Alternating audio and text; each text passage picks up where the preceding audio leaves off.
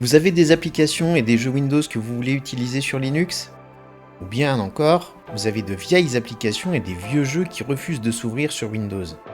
Entre les anciennes protections anti-copie, les versions de Windows qui ont abandonné certaines technologies et les applications devenues incompatibles avec les systèmes récents, une partie de notre patrimoine numérique est en train de disparaître. Heureusement, sous Linux, des outils comme Bottles ou Lutris permettent de continuer à utiliser vos jeux et vos applications Windows ou à leur redonner vie. Aujourd'hui, nous allons découvrir Bottles, ou bouteille en français, pour continuer à utiliser vos programmes ou à vous replonger dans le passé.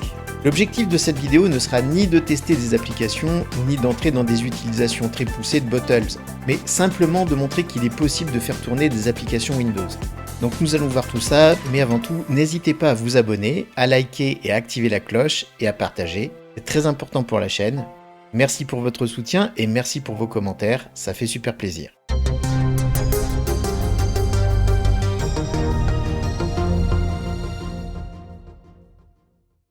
Commençons par présenter Bottles. Alors Bottles, ou bouteille, est une interface graphique moderne qui repose sur Wine. Son objectif est simple, créer des environnements isolés pour exécuter des applications Windows sous Linux. Chaque bouteille possède ses propres paramètres, ses propres dépendances, sa propre version de Wine. Cela évite qu'une application casse le fonctionnement d'une autre. C'est un peu comme disposer d'un mini Windows dédié pour chaque programme. Vous pouvez installer Bottles par le centre d'application de votre distribution ou par la Logitech Flatpak, comme par exemple sur Fedora ou Nobara avec Flatpost, ou sur Ubuntu avec Easy Flatpak. Je vous propose de passer à l'installation de FL Studio et je vais vous guider pas à pas dans Bottles. Lancez maintenant Bottles et pour la création d'une bouteille, cliquez sur le bouton Créer une nouvelle bouteille. On a le choix entre application, jeu ou personnalisé. Dans notre cas, nous allons utiliser une bouteille application. Bottles prépare automatiquement une version optimisée pour les applications Windows.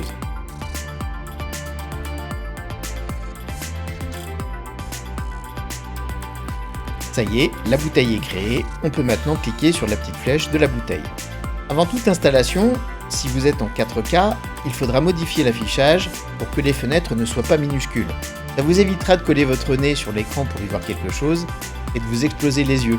Cliquez sur Paramètres, puis Paramètres d'affichage avancé. Dans Screen Scaling, modifiez la valeur qui est fixée par défaut à 96. Pour ma part, je la mets à 220. Profitez-en également pour remodifier le renderer par défaut en choisissant Vulkan pour de meilleures performances.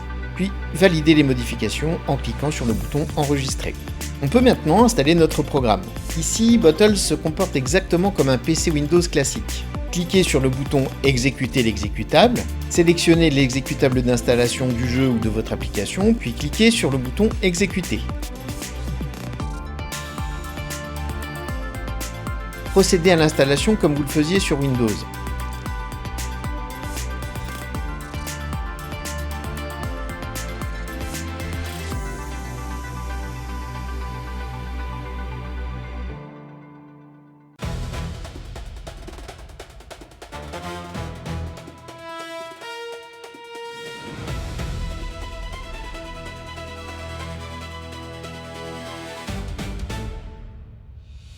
Vous voyez maintenant apparaître votre raccourci et vous n'avez plus qu'à cliquer sur la flèche pour le lancer.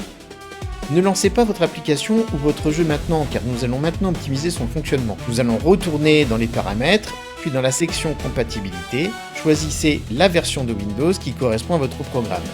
Ici, comme j'ai choisi FL Studio, nous choisirons Windows 11. Si vous avez besoin de modifier quelques options comme le DLSS ou le FSR, cliquez sur les trois petits points, puis choisissez Modifier les options de lancement. Je lance FL Studio, et voilà, tout fonctionne parfaitement.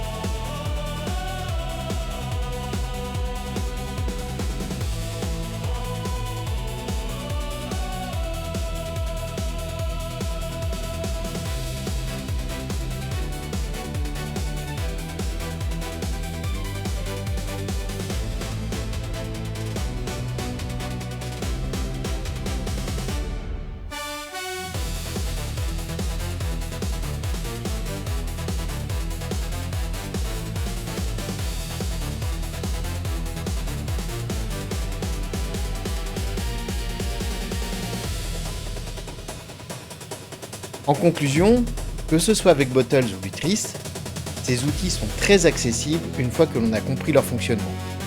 Ils contribuent indirectement à la préservation du patrimoine logiciel et vidéoludique de Windows grâce à des projets comme Wine et Proton. Linux n'est donc pas seulement une plateforme moderne, c'est aussi une plateforme qui aide à faire vivre notre histoire numérique. Si cette vidéo vous a plu, n'hésitez pas à me le dire dans les commentaires et à partager votre expérience, car j'accorde beaucoup d'importance à répondre à chacun d'entre vous. En attendant ma prochaine vidéo, prenez bien soin de vous et de vos proches, bon courage à ceux qui doivent passer leurs examens en cette fin d'année scolaire, et je vous dis à très bientôt sur mon Linux.